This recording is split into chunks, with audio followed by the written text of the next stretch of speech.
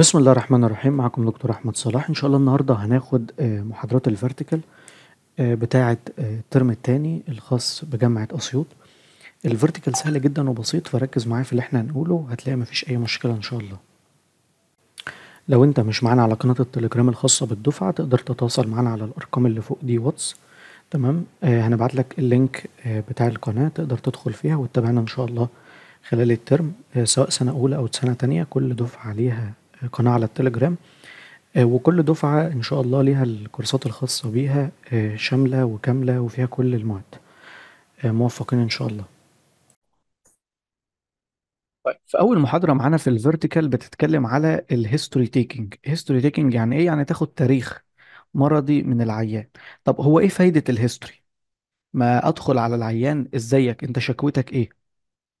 قال لي لا، الهيستوري بيفتح دماغي. بيفتح دماغي إزاي؟ والله مثلا العيان ده مدخن وجاي يشتكي من ألم في صدره أو وجع في صدره، ممكن أربط الاتنين ببعض. العيان ده لا قدر الله لقيت عنده سرطان تيومر، العيان ده ميل ولا فيميل؟ طب العيان ده عنده كام سنة؟ ما هو ممكن يكون عندي اتنين تيومر بيدوا نفس الأعراض ونفس البرزنتيشن. يعني أنا لو جيت أفحص وأعمل أشعة وأعمل هيبقوا نفس الحاجة، بس في واحد بيجي أكتر تحت سن ال20 سنة، واحد تاني بيجي أكتر فوق سن ال40 سنة. خلاص، يبقى الفيصل هنا عندي سن العيان. لقيت العيان 55، خلاص يبقى أنا مايل أكتر للتاني. طيب، المريضة دي أو الست دي عايز أشوفها مثلا مخلفة، ومخلفة كم مرة؟ ليه؟ ممكن أنا هعمل لها بروسيديور، أو هعمل لها عملية، أو هعمل لها حاجة ممكن تأثر على الخلفة، فأعرف إذا كانت مخلفة ولا لأ. طب لو مخلفة طبيعي ولا مخلفة قيصري، بستفيد ايه؟ ان أنا لو مخلفة قيصري هيبقى في انسيشن في البطن، هيبقى في جرح، وهيبقى هي عاملة عملية قبل كده، فانت هتاخد بالك من النقطة دي. طيب، مكان المعيشة ذات نفسه، الست دي جاية بتشتكي من ديارية اسهال، واحنا واخدين بقى في مادة الباراسيتولوجي ان في عندنا حاجات كتيرة جدا بتصيب الجي اي تي، بيض وديدان وبلهارسيا وبروتوزوا والقصص دي. بس الحاجات دي بتبقى انديميك في اماكن معينه. يعني العيان اللي جاي لي بمشاكل في الكبد من اليمن مثلا، دولة اليمن، لا بيبقى عندهم في الميه تلوث في الميه ببرازيتس معين بيدخل يعمل مشاكل وتليفات في الكبد. فهو لو جاي لي من الدولة دي او انا رحت اشتغل في الدولة دي، فانا متوقع ان انا اشوف حاجات كتير زي كده. عيان مثلا جاي لي بعد ما كان سافر لجنوب افريقيا او سافر، اه ده في هناك حشرات وفي هناك ناموس بيعمل سليبنج ديس اوردر ومشاكل من دي. يبقى انا لما باخد هيستوري انا بفهم الارضيه بتاعت العيان، ومن داخل الهيستوري انا بعرف الكومبلين الشكوى بتاعته، وببدا احللها على هذا الايه، المنطلق اللي انا فاهمه. طيب، فبيقول لي هنا الامبورتنس بتاع الهيستوري، ان الهيستوري ده الكريتيكال فيرست ستيب، ده اول خطوه هامه في تحديد سبب المرض او نشأة المرض. طيب، الدياجنوزس في الميديسن بيعتمد على الهيستوري، فالهيستوري ده ركن من اركان الدياجنوز. ساعات كتير تكلم دكتور تقول له دكتور ازاي، كان عندي واحد اتنين تلاتة اربعة، هو على التليفون كده انت فحصته ما فحصتوش؟ عملت له انفستيجيشن، تحاليل ومعامل لا ما عملتلو، انت مجرد اتناقشت معاه، فممكن من خلال النقاش الهيستوري بس تشخصه. طيب، تاني حاجة عندي الفيزيكال اكزامينيشن، ان انا افحصه بقى، افحصه بالسماعة وافحصه بايدي طيب، ثم الانفستيجيشن اللي هو بقى التحاليل والاشعة اللي احنا بنسميها اللاب والراديولوجي. طيب، تعالى نبدأ اول حاجة كده في الهيستوري. طيب، قبل ما تدخل على اي عيان لازم أن تحييه، ازيك عامل ايه، وتعرف نفسك انا دكتور كذا.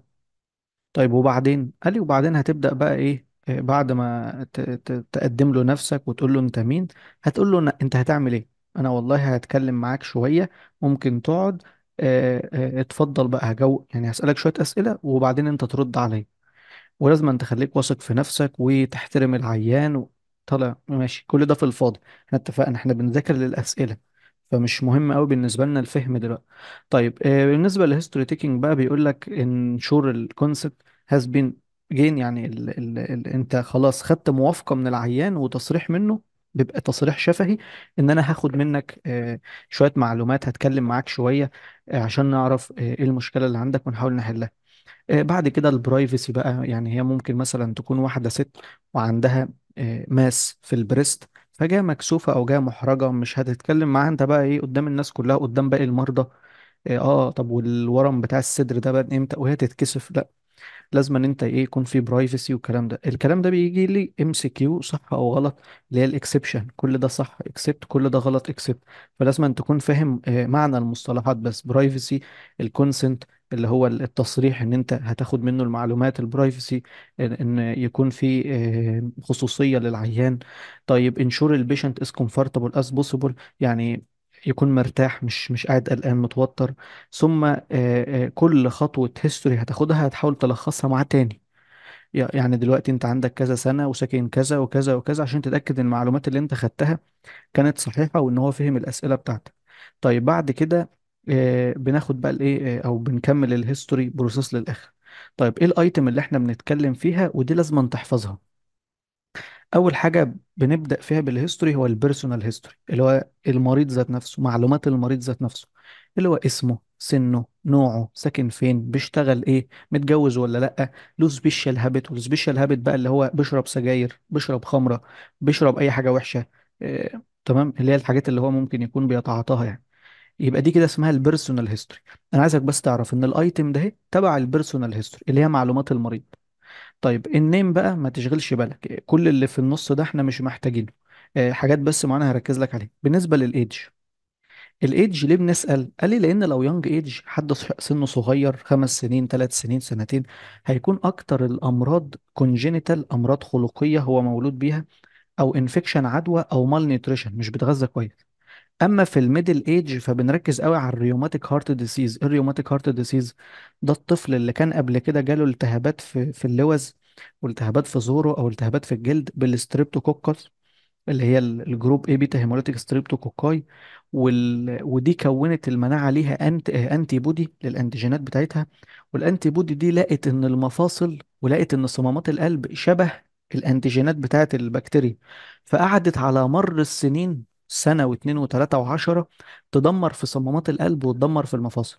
فالشخص ده بقى يبدأ يشتكي من الأعراض دي في سن 15 20 25 سنة. فبنقول دايما ان الميدل ايدج ده هيجي يشتكي من قلبه، من المفاصل، ندور على طول على الريوماتيك هارت ديسيز. الاولد ايدج بقى بيكثر فيهم الكانسر، السرطانات، والاوستيوبروزس اللي هي هشاشة العظام. يبقى ده كده الايه الايدج فادني بايه. طيب بالنسبة للجندر بقى، اللي هو فيه امراض متعلقة اكتر بالرجالة وامراض متعلقة اكتر بالستات. لو في ميل فاكتر بالاوتو اميون ديسيز اللي هي الامراض المناعية والبرونكيال ازمة. اما لو من فده كارديو فاسكولار ديسيز اللي هي مشاكل القلب واللنج كانسر، والسي او بي دي اللي هي الكرونيك اوبستراكتيف بالمونري ديسيز، مشاكل في اللنج، مشاكل في الرئه، انسداد في البرونكاي بتاعت الايه الرئه. طيب الريزيدنس اللي هو المكان بقى، بيقول لك في بعض مثلا الناس اللي بيعيشوا في التاون اللي هي المدن بيبقى عندهم انكزايتي وهايبرتنشن، لان اللي عايش في مدينه ده بيبقى دايما قاعد في بيته وما بيخرجش، فبيبقى فيه قلق وتوتر، وبيبقى فيه بقى ايه ضغوطات حياه، ان هو عايش في مدينه ومستوى اجتماعي ومش عارف ايه، فبيبقى عنده هايبرتنشن، ضغط. انما الناس اللي عايشه بقى في الريف بيبقى عندهم امراض اكتر زي البلهارسيا، زي الانسكتيسايد اللي المبيدات الحشريه، زي ان هو يتعرض لحيوان معين انيمال. طب الاوكيوبيشن اللي هو بقى احنا فاكرين لما قلنا في الجرانيولوما، في نون انفكتيف جرانيولوما اللي هي كانت بتيجي مثلا بالسيليكا. السيليكا دي مادة مستخدمة في الصناعة، فهو بيتعامل مع السيليكا دي، وانا كشفت عليه لقيت عنده جرانيولوما، خلاص هتشك فيها. فيقول لك زي الكيميكالز والاسبستوزس والفورين ترافل، بيسافر بره، بيروح اماكن تانية، مناعته مش متعودة على البرازيت ولا الاورجانيزم اللي موجودة فيها. فدي كلها حاجات بتعرفني هو ممكن يكون عنده ايه. الماريتال ستيتس بقى بنعرف هو سنجل ولا مارد وعنده اطفال ولا لا. السبيشال هابت بقى اللي هو التوباكو. تمام، طب لو بتدخن بقالك قد ايه، وبتدخن ايه؟ هو ممكن يكون بيقول لك انا بدخن ومش بيشرب سجاير، بيشرب حاجة تانية. وهاو ماتش، كمية قد ايه بقى التوباكو، الكحول، تمام، اي مادة تانية. بيقول لك في السبيشال هابت انت بتسأل الأسئلة دي، دو يو سموك هاو ميني سيجرت، برضه في الفاضي مش عايزينه قوي. ده كده البيرسونال هيستوري، انت كده عرفت عن المريض كل حاجة. طيب التايب اوف سموكينج بقى، بيقول لك في السيجاريت، في الشيشة، في السيجار، ده اللي هو اللي بيبقى تخين، ده بتاع رجال البايب، اللي هي الفيب. وحاجة اسمها الإيسجار، بصراحة ما اعرفش دي ايه، المهم ما علينا. التايب اوف البيشن بقى، في عندنا اكتيف سموكر يعني ناس لسه بتدخن، وفي باسيف سموكر اللي هو عايش مثلا واحدة وجوزها بيدخن واخوها بيدخن و... وكل اللي معاها وجيرانها بيدخنوا، فدي قاعدة بتدخن معاهم وهي ما بتشربش، هي عايشة في جنب الاكتيف سموكر. في بقى النون سموكر اللي هو ما شربش سجاير قبل كده، وفي ستوب سموكينج، ده لو اقل من 6 شهور. اكس سموكر يعني خلاص بقى ده اكتر من 6 شهور. دي مهمة عشان الام سي كيو. يبقى لو واحد وقف سجاير اقل من 6 شهور اقول عليه ستوب سموكينج، لو واحد اكتر من 6 شهور اقول عليه اكس سموكر، يبقى ده خلاص بعد عن التدخين خالص. طيب بالنسبة للسموكينج اندكس ده مهم وبيجي في الام سي كيو. امتى اقول على العيان ده مايلد او مودريت او هيفي سموكينج؟ هتجيب النمبر اوف سيجرت بير داي، انت بتشرب كام سيجارة في اليوم؟ بشرب 20 سيجارة.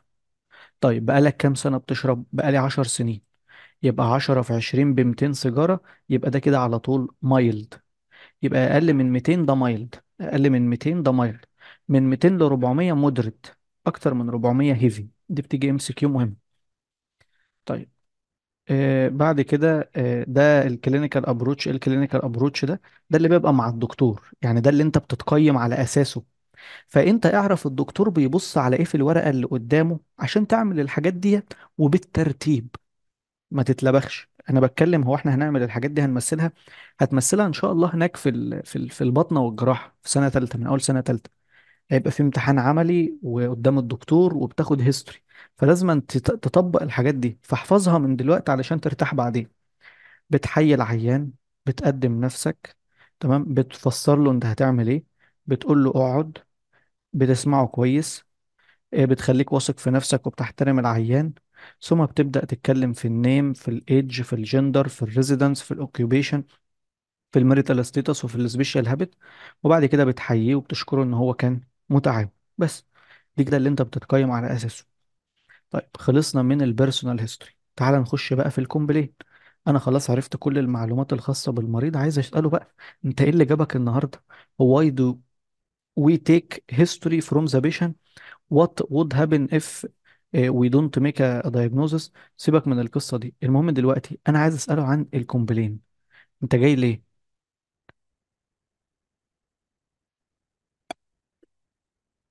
خلاص بقى الجزئية دي هو قسمها محاضرات، أنا مش عايز بقى، خلاص إحنا عرفنا إن أنا هحييه وهفسر له أنا هعمل إيه وكل الكلام ده. أنا عايز بقى أسأل عن الكومبلين. كومبلين اللي هو المين ريزون اللي خلاه يجي المستشفى. طبعا العيان وخاصة العيان المصري، لو أنت قلت له إيه اللي تعبك هيحكي لك ممكن 6 ساعات، تسمع مشاكله مع عياله ومشاكله مع مراته ومشاكله مع اخواته ومشاكله مع كل ده تعبه. فلا، خلي السؤال صريح، انت ايه اللي جابك المستشفى؟ اصل هتقول له ايه تعبني، هيقول لك انا صدري تعبني وفي شويه مغص في بطني وركبي ما عدتش بقدر اقف عليهم زي الاول ودماغي في صداع باستمرار. لا، ايه الحاجه اللي جابتك المستشفى؟ كل ده موجود وانت عايش معاه بقالك 100 سنه. ايه بقى اللي جابك النهارده؟ يبقى ده اسمه الكومبلين. تمام. هواي البيشنت كيم او was referred، للدكتور حولك او ليه انت جيت. طيب بيقول لي usually a single symptom و occasionally، عادة ما بيبقى يعني يعني مش في كل الحالات، بيبقى more than one complaint. زي انه هيقول لك اصل في وجع في صدري chest pain، اصل انا سامع ضربات قلبي palpitation، اصل انا مش قادر اخد نفسي يبقى shortness of breath، اصل انا في التهاب في الحتة دي او في ورم في الحتة دي زي ankle swelling، كعب وارم مثلا. تمام. طيب انت وانت بتكتب الكومبلين بتكتبها زي ما المريض بيقول.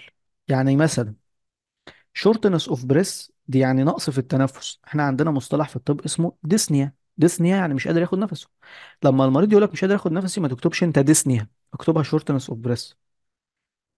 تمام. لما المريض مثلا يقول لك ده انا عندي شيست بين ولما باجي امشي بيزيد، انت خلاص دخل دماغك ان دي انجينا، اللي هو وجع الصدر اللي بيبقى ناتج عن ان شرايين القلب ضيقه. ما تكتبش انجينا، اكتب شيست بين. فدايما احنا بنكتب كلمات المريض. بيقول لك اهو البيشنت ديسكرايب البروبلم ان زير اون وورد، وانت لما بتسجلها بتسجلها بكلمات المريض، ما بتسجلهاش بكلامك انت بقى. طيب اهم حاجه بقى واحنا بنسال عن الكومبلين بنعمل لها اناليسز. في عندنا شويه حاجات كده لازم تفسرها في الكومبلين.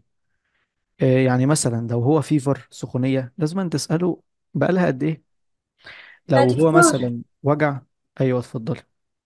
انت تقول احنا نسجل بكلمات المريض، بس انت ما سجلتها بكلمات المريض، انت كتبت الكلام اللي انت تبغاه، انه شورت.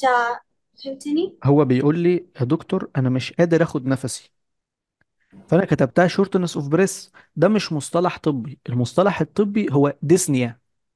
انت ما تكتبيش ديسنيا، تكتبي شورتنس اوف بريس. تمام. تمام.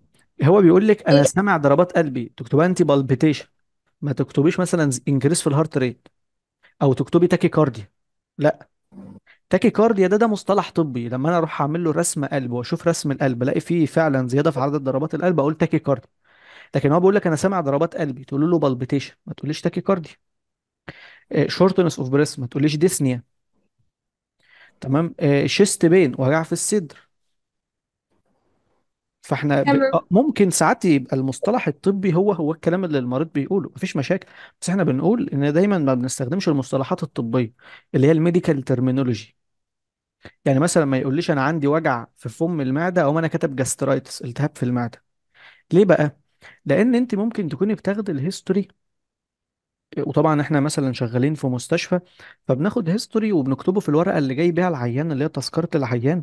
وممكن حد تاني اللي هياخد التذكرة يبص على المريض او يكتب له دواء. فلما انت تكتبي له جاسترايتس هو يقوم كاتب علاج للجاسترايتس، هي ممكن مش جاسترايتس، هي ممكن مش التهاب في المعدة، ممكن هي مش ديسنيا وانت فهمت المريض غلط او المريض صور لك غلط. فاحنا بنكتب اللي المريض بيقوله عشان لما الدكتور اللي هيجي بعد يقرأ الهيستوري لو شك في كلمة معينة يقوم سائل العيان عليها، عشان هو بقى يترجم للمصطلحات الطبية اللي هيعالج على أساسها. انا دايما اللي باخد الهيستوري بيكون حد جي بي، يكون لسه متخرج او امتياز واقف في الاستقبال. طيب.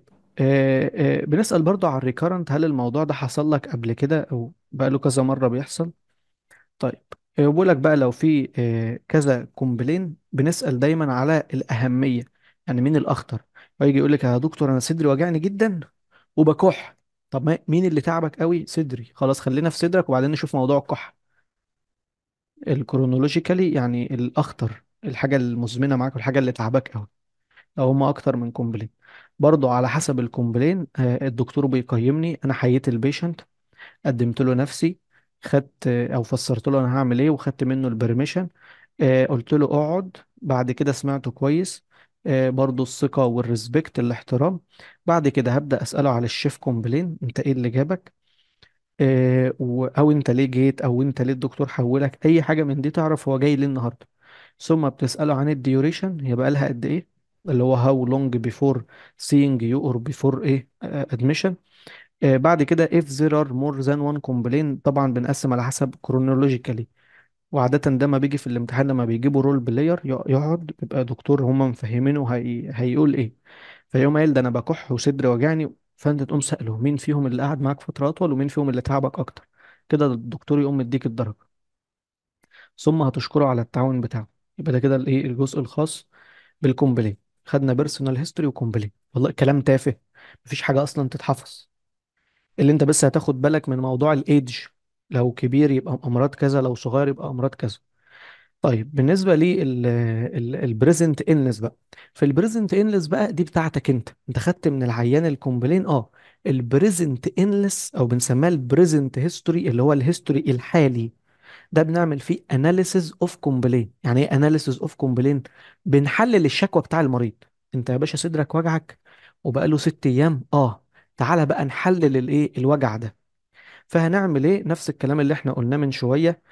قدم نفسك، المريض، الثقة، الريسبكت، الراحة، اقعد، مش عارف ايه. اهم حاجة بقى في البريزنت هيستوري، اهم حاجة في البريزنت هيستوري اننا بنمسك الكومبلين دي وبنعمل هيستوري اوف كومبلين. هيستوري اوف كومبلين ازاي بقى؟ اللي هي بنسميها الاناليسيز اوف كومبلين. انت صدرك وجعك، الوجع فين؟ في المكان الفلاني، يبقى تبدأ بالسايت. طب الوجع ده بيرمي في حتة تانية، بيروح حتة تانية، يبقى الراديشن. لك مثلا وجع في فم المعدة هنا كده، اقوم مشاور على معدته وما قايل لك بيروح كتف الشمال، يبقى انت تكتب وجع في الابيجاستريك بين ده السايت. ثم بيريفير او بيراديت للليفت شولدر، بيروح لكتفه الشمال، يبقى ده الراديشن. طيب وبعدين الوجع ده الأونست بتاعته عاملة ازاي؟ جالك امتى؟ جالك فجأة كده ولا بدأ هادي؟ لا والله يا دكتور ده بدأ جراديوال، تدريجي كده، واحدة واحدة. طيب بيزيد ولا بيقل؟ يقول لك والله ده ثابت، تقول له كونستانت. طب الوجع ده بيزيد بحاجة وبيقل بحاجة؟ يقول لك والله لما بعمل مجهود او اطلع السلم بيزيد، لما بقعد وبرتاح بيقل. طب في النوم بترتاح على انهي جنب مع الوجع ده؟ والله ده انا بنام على جنب الشمال برتاح، بنام على جنب اليمين بتعب قوي. يبقى دي اسمها اناليسيس اوف الكومبلين، ان احنا بناخد الشكوى بتاعته وبنقعد نفصصها. دي اسمها الايه، البريزنت كومبلين والهيستوري اوف البريزنت كومبلين. بعد كده بنلف على باقي السيستم. يعني الكومبلين دي مثلا انا شاكك انها تبع القلب، يبقى تروح تسأل شوية أسئلة عن الايه، عن الجهاز التنفسي. زي ايه مثلا؟ في كحة، في كرشة نفس، قادر تاخد نفسك؟ تمام. اسمع يعني بعد كده ان شاء الله في الاكزام هسمع صدره. يبقى انت عشان ايه؟ عشان تبعد باقي السيستم عنك، عشان تمسك جهاز واحد يبقى هو ده هو ده اللي تحت ايدي، هو ده اللي فيه المشكلة. يبقى هنعمل ايه؟ هنسأل باقي الأسئلة عن الافكتد سيستم، ثم نروح نلف على الاذر سيستم. طيب ثم ناخد بقى التاريخ المرضي للأمراض اللي بنسميها الأمراض الكرونيك، اللي هم مين؟ اللي هم الدايابيتس ميليتس والهايبرتنشن. دول بنسأل فيهم أو بنسألهم مع البريزنت هيستوري.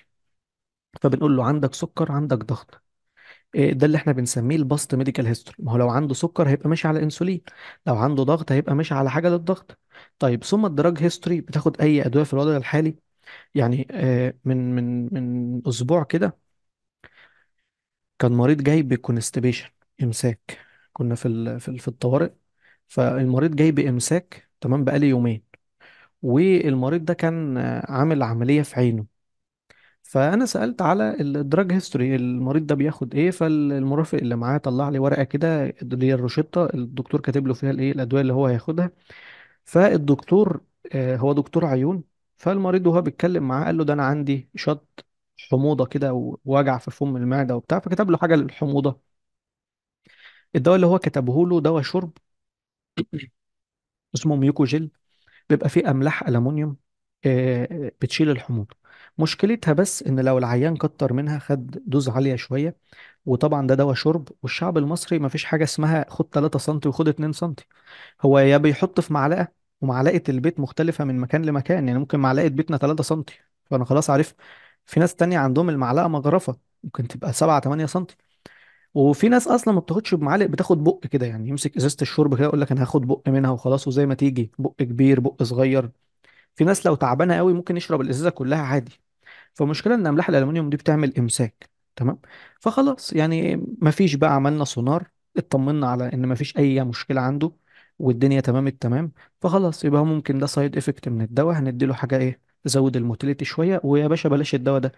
عندك حموضه، خد مثلا بروتون بامب انهبيتور، اللي هو حاجه تقلل الحموضه. تمام. فالدراج هيستوري او الامراض الادويه اللي هو بياخدها دي مهمه، لان هي ممكن تكون هي اللي عامله له المشكله. طيب ثم السوشيال هيستوري اللي هو بقى اه انت اخبارك ايه، الدنيا عامله ايه؟ عشان ممكن المرض اللي عنده او الحاجه اللي عنده دي تكون مثلا انكزايتي ديبريشن، حاجه نفسيه. ثم الفاميلي هيستوري، حد من عيلتك عنده نفس المرض، ممكن يكون مرض وراثي. تمام. يبقى دي اسمها الايه، البريزنت هيستوري. يبقى بنسال عن الكومبلين، ثم بناخد تاريخ الكومبلين، كل بقى هي فين ومن امتى وعامله ايه والكلام ده. طيب بعد كده السيستم اللي احنا شكينا فيه هنبدأ نسأل عن باقي الأعراض بتاعته. احنا عندنا كل سيستم له بعض الأعراض. طيب بعد كده بنسأل على الأذر سيستم، عشان خلاص يبقى المشكلة هي في الجهاز ده بس. ثم الباست ميديكال هيستوري، دراج هيستوري، سوشيال هيستوري، وفاميلي هيستوري. هو هنا جاب لي الايتم اهو، هيبدأ بقى ايه يفصصها لي. فبيقول لي اول حاجة الاناليسيس اوف الكومبلين، عايز احلل الكومبلين دي. بنبدأ الاول، هي الكونديشن دي بدأت امتى؟ فيقول لي مثلا ده بقى لها ايام، اسابيع، سنين. تمام. دي اللي احنا بنسميها بقى الايه، المده، الديوريشن. طيب بعد كده الانست بقى الصدن انست، يبقى بدات ايه على طول، في خلال سكند او منت. انا كنت قاعد فجاه نفسي ما كنتش قادر اخد نفس، اللي احنا بنسميها الديسنيا اوف البرونكيال ازمه. مش البرونكيال ازمه دي احنا خدناها اللي هي برونكو كونستريكشن؟ فجاه البرونكاي قفشت، فجاه كانت واسعه، فجاه بقت ضيقه. طب ما خلاص فجاه ما عادش هياخد نفس، مش قادر ياخد نفسه. يبقى في حالات البرونكيال ازمه هيبقى الديسنيا او الشورتنس اوف بريس اللي عنده ده هيبقى ايه؟ صدن. كمان البلمونري امبوليزم، هي الجلطه دي بتتكون على وقت؟ لا، هي ماشيه في الدم وفجاه اتحشرت في مكان معين قفلته. يبقى هنا هيبقى الصدن او اكيوت في خلال ثواني او دقايق. تمام. الشيست بين بتاع النيموثوركس نفس الكلام. الهيموبتيسس انه يكح دم في البرونكيال ادينوما، وعنده تيومر برونكيال ادينوما تيومر، وفجأة التيومر ده نزف، هيقوم جاي كحح دم، ما هو الدم اللي نزل في البرونكاي عايز يخرج لبره. طب الرابد بقى اللي هو في خلال ساعات زي الفيفر في حالات النيمونيا اللي بيبقى عنده انفكشن، مش بيسخن مره، يعني مش هو قاعد جنبك عادي وفجأة تلاقي درجة حرارته 40، لا، واحدة واحدة كده في خلال ساعتين ثلاثة. جراديوال بقى يعني على ايام او ويكس او ييرز، زي الديسنيا في حالات البلورال افيوجن. بلورال افيوجن يعني البلوره بيجي فيها ميه، الميه ما بتروحش للبلوره مره واحده، تبدا تتجمع واحده واحده، فبعد فتره ما عادش قادر ياخد نفسه كويس. اللوس اوف ويت في حالات التي بي، ما بيفقدش ما بيصحاش 70 كيلو ينام بيبقى 60، لا، بيخس كده كل شهر كذا كيلو. كمان الاكسرشنال ديزنيا في حالات الانفيزيما. الانفيزيما دي تمدد الالفيولاي، انها وسعت ما عادتش عارفه تكش تاني. واحده واحده كده بيبدا يحس بكرشه نفس ومشاكل في النفس. يبقى دي كده الاونست، صدن ورابد وايه وجراديوال. يهمني قوي الوقت، الوقت بتاع كل مصطلح. لحظه معايا كده.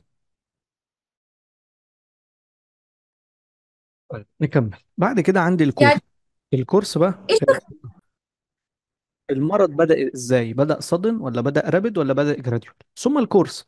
كورس بقى اللي هو الشكوى بتاعتك دي مصيرها ايه خلال اليومين دول؟ ريجريسيف يعني عماله تقل، بروجريسيف يعني عماله تزيد، استيشنري يعني كونستانت، انترميتنت يعني تروح وتطلع وتطلع وتنزل وتطلع وتنزل وتطلع وتنزل. يعني البرونكا الأزمة، العيان بتاعها بتجيله الأزمة، متضايق يرتاح، تبدأ الأزمة تفك يرجع طبيعي تاني، وبعدين ترجع تجيله، فبيتعب ويرجع يخف، ويتعب ويرجع يخف. دي اسمها انترميتنت. طب استشانري لا، ثابت.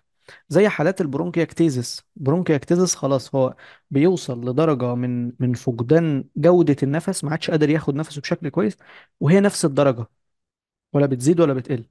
طب البروجريسيف لا، زي حالات اللنج كانسر. اللنج كانسر كل شوية اللنج كفاءتها بتقل. السي او بي دي اسمها كرونيك اوبستراكتيف بالمونري ديسيز، يعني البرونكاي مسدودة. فدي برضو كل فترة السدة او الانسداد بيزيد. ريجريسيف بقى يعني بيقل، زي الانفكشن. اي عدوى لو انت اديت لها انتي بايوتيك تبدا تقل تقل تقل تقل لحد ما تختفي. يبقى دي اسمها بروجريس، اسمها ريجريسيف. انا عايزك تفهم المصطلحات في الماده بتاعت الفيرتيكال والهيستوري ده. انا يهمني بس لما اقول لك جراديوال تبقى انت عارف معناها، لما اقول لك ريجريسيف يبقى انت فاهم ان المرض بيديكريز بيقل. الكلام اللي انا بقوله بالعربي انت تلقط منه بس الفعل. ريجريسيف يعني بيديكريز، بروجريسيف يعني بينكريز بيزيد، استيشنري يعني كونستانت ثابت، انترميتنت لا، بينكريز وبعد كده بيديكريز، بينكريز وبعد كده بيديكريز. يبقى تشينجابل متغير. طيب بالنسبه للديوريشن اوف اتش سيمتوم، كل بقى سيمتومز مدتها قد ايه؟ طيب في عندنا لكل سيمتوم تفصيله. يعني لو انا بتكلم عن بين، فالبين بتسأل فيه عن السايت المكان، والاونست ودي احنا خدناها فوق، النيتشر اللي هو طبيعة الوجع. في وجع مثلا زي حالات الكاردياك امبوليزم او الكوروناري امبوليزم، جلطات القلب والكلام ده، بيبقى الوجع عبارة عن عصر، يقول لك في كأن حاجة تقيلة بتعصر في صدري. في وجع تاني اللي هو وجع الأعصاب، بيبقى شكشكة، تحس إن في حد جايب دبوس وعمال إيه يشكشك فيك كده. في وجع تاني زي مثلا الوجع بتاع الأبسس، بيبقى نقح. نقح إزاي؟ تلاقي فجأة مرة واحدة يقوم جاي وجع شديد، بعد كده يخف شوية، بعدين يقوم جاي تاني وجع شديد ويخف شوية. فدي اسمها النيتشر اوف بين، اللي هي طبيعة الوجع. طيب بعد كده بنسأل عن الديوريشن اللي هي المدة، السيفيريتي. بص، احنا هنتخيل ان في مقياس للوجع من 1 ل10، تدي الوجع بتاعك ده كام؟ يقول لك اديله 7. طيب الراديشن والريفير يعني هو بيروح فين؟ دايما جلطات القلب بتبقى وجع في فم المعدة او في صدرك الشمال ويروح للكتف الشمال. طيب البروجريشن بيزيد بقى ولا بيقل ولا بيعمل ايه بالظبط؟ الريليفنج فاكتور، ودي مهمة قوي. يعني مثلا لو الوجع انجينا يبقى هيقل بالراحة. ليه؟ احنا قلنا الانجينا نقص الاكسجين اللي رايح للقلب. فانت لو قللت شغل القلب، كمية الاكسجين اللي هو محتاجها هتكون قليلة، فالكمية القليلة اللي جاية هتبقى كافية، فالقلب مش هيتعب. لكن لو انت زودت شغل القلب هيحتاج اكسجين كتير. اكسجين كتير ازاي والشريان ضيق؟ يبقى القلب يتعب، لان هيبقى جاي له ايه؟ قليل. نفس فكرة انت بتاخد مصروف 50 جنيه، وانت مصاريفك 50 جنيه، انت راضي. لو انت رحت تزود بقى وعايز تشترك في نادي وتطلع رحلة ومش عارف ايه، انت محتاج 100 جنيه، كده انت هتبقى مش راضي، تعبان. طب لو قللت انت مصاريفك وخليتها 40، كده ال 50 مكفيينك، فمش هتبقى تعبان. فدي اسمها الريليفنج فاكتور. طيب الاكسسربيتنج فاكتور، او بنسميها الانكريزنج فاكتور، دي الحاجات بقى اللي تتعب، تزود. مثلا الانجينا يقول لك ده لما بيطلع السلم بيتعب، بيطلع السلم ده مجهود فبيتعب. الكوز بقى اللي هو السبب. هنا بقى مثلا لو هو ابدومينال بين، اقول له ايه؟ انت اكلت ايه امبارح؟ ممكن يكون مثلا جاله حموضه، التهابات في المعده، شويه التهابات في المعده عشان الحموضه زادت قوي. يقول لي مثلا ده انا امبارح واكل بقى ايه؟ توم، واكل مسقعه، واكل ملوخيه، وعاكك خالص، واكل محشي وضربها جامد وقام نايم. تمام. شارب قهوه بالليل وقام نايم. فدي كلها اسمها الكوز. انت بتسأل، بتحاول طيب هنا الكف مثلا، لو انت بتسأل على الكف يبقى دي الايتم بتاعت البين. لو في وجع هنسأل بالشكل ده.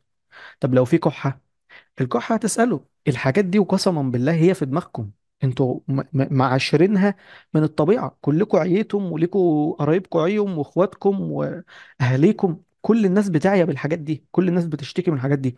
فوقت ما بيشتكي انت بقى في كحة ناشفة دراي، وكحة برودكتيف اللي يقول لك في بلغم ولا مفيش.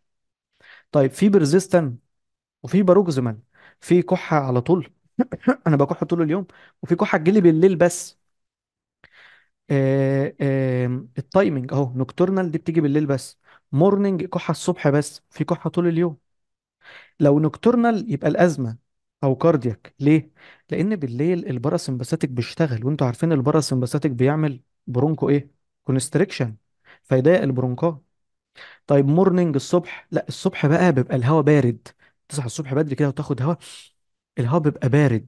فلما الهواء بارد لو في التهابات جوه زي برونكايتس تعمل اريتيشن فتخليك تكح. طيب وكمان الصبح بدري بيبقى في ادرينالين وفي بتاع، فبيبقى في برونكو دايلاتيشن، فالبرونكاي بتدخل هواء بكميه كبيره، فلو في التهابات جوه تخليك تكح. سبيشال كاركتر بقى، هل الكحه دي مثلا بقى معاها صوت، مثلا ووبنج كف او بريسي كف او بريكنج كف او باركنج كف؟ دي نوعيات للكحه ما تشغلش بالك بيها. اللي هو في عندنا الكحة اللي هي سريعة على طول، وفي الكحة اللي هو لما بيكح صدره بتقطع، وفي الكحة اللي هو بيضم فيها بقه يعمل وو. تمام. دي اشكال لامراض معينه، يعني كل مرض بيعمل نوع من انواع الكحة. انا عايزك بس تعرف سبيشال كاركتر، ان في حاجه اسمها بريسي وفي حاجه اسمها ووبينج وفي حاجه اسمها باركي. ولما نحل دلوقتي الكلام ده هيتسكن في دماغك حلو قوي. طيب الديسنيا ده عرض ثالث، يبقى احنا ما اتكلمناش غير عن بين وكف ديسني يعني ايه؟ يعني شورتنج اوف بريس. هل هو اكسرشنال يعني مرتبط بالاكسرسايز، مرتبط بالمجهود، دي معنى كلمة اكسرشن، ولا باروكسيمال، ولا اتريست يعني وانت نايم، ولا وانت بتعمل اكسرسايز، ولا وانت مرتاح؟ هو وانت مرتاح غير وانت نايم. ممكن يكون قاعد مرتاح مفيش كح، لكن ساعة ما ينام على ظهره يكح. فيقول لك طول ما انا قاعد مرتاح، لكن لو نمت اكح. الانس بدأت ازاي؟ ثم الكورس. تمام. الديوريشن بقى لها قد ايه؟ وسبيشال فورم، سبيشال فورم دي اللي هي مثلا الاورثوبنيا، اللي هو زي ما بقول لك كده ينام على ظهره يكح، دي بتبقى مشاكل في القلب. تمام، او عين القلب، او بي ان دي، وما تشغلش بالك بيها. يبقى دي بس الحاجات اللي بنسأل عليها في الديسنيا، دي الحاجات اللي بنسأل عليها في القف، ودي الحاجات اللي بنسأل عليها في البي. بدماغك كده اهم حاجة في البين تعرف مكانه، وتعرف بيروح لفين، بيراديت لفين، وتعرف طبيعته، شكشكة ولا عصر ولا ضغط ولا تقل ولا ايه بالظبط. ثم الحاجات اللي بتزوده والحاجات اللي بتقلله. اما في الكحة فعايزين نعرف نوعها دراي ولا برودكتيف، عايزين نعرف وقتها، هي بتيجي بالليل ولا الصبح ولا طول اليوم. دي الحاجات المهمة، لان دي الحاجات اللي وجهتني احنا عندنا ايه بالظبط. ثم الديسني هتعرف هل هي مرتبطة بالشغل ولا بالليل ولا وقت الراحة. طيب الريميننج كويستشن اوف افكتد سيستم بقى، اللي هي الجنرال سيمتوم. يعني مثلا لو ريسبيراتوري سيستم وانت بتقول لي شورتنس اوف بريث، هسألك عن الكحة، هسألك عن النفس، هسألك عن وجع الصدر. كل دي حاجات مرتبطة بالشست. تمام. ثم هسأل عن الدايابيتس والهايبرتنشن دول مع الاذر سيمتوم. في بقى الجنرال سيمتوم دي بنسأل عليها، طب هل في سخونية، هل في رعشة، هل في تخشبة في جسمك. طب هسأل عن السيمتوم بتاع التوكسيميا اللي هو بكتيريا عاملة سم في الدم، زي انوركسيا او ويت لوس او نايت فيفر او سويتنج. دي حاجات كده خاصة جنرال بنسأل عليها. ثم بنبدأ نعمل ريفيو لباقي السيستم بتاعت الايه الاورجن، او باقي السيمتوم بتاعت السيستم كلها. مثلا لو جهاز هضمي، بالنسبة بقى للجاسترو انتستينال سيستم، ايه الأعراض اللي هتجيلي في جهاز هضمي؟ الجهاز الهضمي هتيجي الأعراض بتاعته عن الابيتايت اللي هي الشهية. والله ده أنا يعني إيه، شهيتي مفتوحة أو شهيتي لا مش قادر آكل، مش عايز آكل. الدايت اللي هو الأكل اللي بياكله. تمام. الويت الوزن. التيس والتست أسنانه أو التذوق بتاع الطعام. الريجرجيتيشن اللي هو ارتجاع المرء. الديفيكيشن اللي هو التبرز. السوالوينج اللي هو البلع، قادر يبلع ولا لا. هارت بيرن يقول لك حاسس بحرقان كده جاي من فم المعده طالع لفوق، ده بيبقى مع الريجرجيتيشن اللي هو ارتجاع المريء، ان المعده بتفرز الاتش سي ال على الاسوفاجس فبياكله بيحرقه. طب الفوميتنج الترجيع. الهيماتيمسيس او الميلينا بيرجع، غير الهيموبتيزس فوق بيكح دم، ده بيرجع دم. والميلينا ده بيعمل حمام براز لونه دارك خالص، لونه اسود خالص، ده بسبب ان الدم مهضوم. ابدومينال ديستنشن اللي هي الانتفاخات. الفلوتنس برضو اللي هو انتفاخات والهواء، بس ده بيبقى بقى مصحوب بغازات بتطلع من الانال كانال. التشنج في الكالر بتاع السكين. ابدومينال بين، يبقى دي الاعراض بتاعت الجي اي تي. الهيباتوبيلاري سيستم اللي هي الجوندس، اللي هو بقى الجهاز الايه بتاع الكبد وبتاع المراره اللي هو البايل. عند الجوندس اللي هي الصفرة. الصفرة دي ايه؟ من اسمها صفرة يعني، يلوش ديسكولوريشن في السكين. طب لوس اوف ويت اللي هو فقدان الوزن. تمام. اللي تشينج في الكالر اوف اليورين، لون البول متغير. فاتيج، تعب. هيماتيمسيس برضو ممكن يرجع دم من الكبد، لان الكبد لما بيحصل فيه مشكله، بيحصل بورتال هايبرتنشن، بيعمل دوالي في المريء، دوالي المريء دي بتنزف وبتخلي العيان ايه يرجع دم. البليدنج تندنسي بقى اللي هي الابستاكسس والبليدنج بيرجم والايكيموزس، اللي هو البليدنج تندنسي لان الكبد عندنا هو اللي بيصنع الكلوتنج فاكتور والكواجوليشن فاكتور اللي بتسهل عمليه التجلط فتمنع النزيف. فلما الكبد يكون فيه مشكله الشخص ممكن ينزف، ممكن ينزف بقى من مناخيره ابستاكسس، ممكن ينزف من اللثه بتاعته، او ايكيموزس يبقى في جسمه بقعه زرقاء نتيجه نزيف تحت الجلد. في الابدومينال سويلنج لو الكبد متضخم هيباتوميجالي. في الاتشنج اللي هي الحكه، والحكه دي بتيجي بسبب البيليروبين. البيليروبين ده بيعمل جوندس وبيعمل اتشنج. فدايما مريض الكبد اساله هل في حكه، يعني جسمك بياكلك. طب وابدا انا اكشف عليه، اشوف بقى الصفرة يعني ايه صفرة بتاع. طيب الابدومينال بين اللي هو الوجع. الكوليك اللي هو المغص. تمام. تغير لون الستول. طيب طب ايه فكره تغير لون الستول وتغير لون اليورين؟ البيليروبين ده مادة الكبد هو اللي بيكونها من كرات الدم اللي اتكسرت اللي هو الهيموجلوبين. وبعدين بيتخلص من البيليروبين بانه بيحوله لصبغة وبيرميه في البول او بيرميه في الستول. فهو ده اللي بيدي البول اللون بتاعه وبيدي الستول اللون بتاعه. فلو تغير اللون يبقى في مشكلة كده في البيليروبين وعملية الميتابوليزم بتاعته داخل الكبد. ثم عند الفيفر اللي هي السخونية والميلينا نفس الكلام اللي هو الايه، ان الستول يبقى دارك بسبب وجود فيه بلد. يبقى البلد لما يجي من تحت من الانال كانال يبقى ميلينا. هرجعه يبقى هيماتيمسز. هكحه يبقى دي هيموبتز وهتيجي دلوقتي. طيب الكاردينال شيست سيمتوم بقى اللي هي بتاعت امراض الصدر. الكحه. الاكسبكتوريشن ان الكحه يبقى فيها بلغم. هيموبتزس دي بيكح دم. شيست بين وجع في صدر. ديسنيا مش قادر ياخد نفسه. ويزس، ويزس دي يعني صدره بيزيق. تمام. طيب الكارديو فاسكولار بقى اللي هي الاعراض بتاعه السي في اس. شيست بين وجع في الصدر. ديسنيا. لا مش دي ديسنيا فوق اللي هي اه، ما هو هنا مش قادر ياخد نفسه، هنا برضو مش قادر ياخد نفسه. بس الديسني هنا بتبقى اورثوبنيا، مش قادر ياخد نفسه لما بينام على ظهره.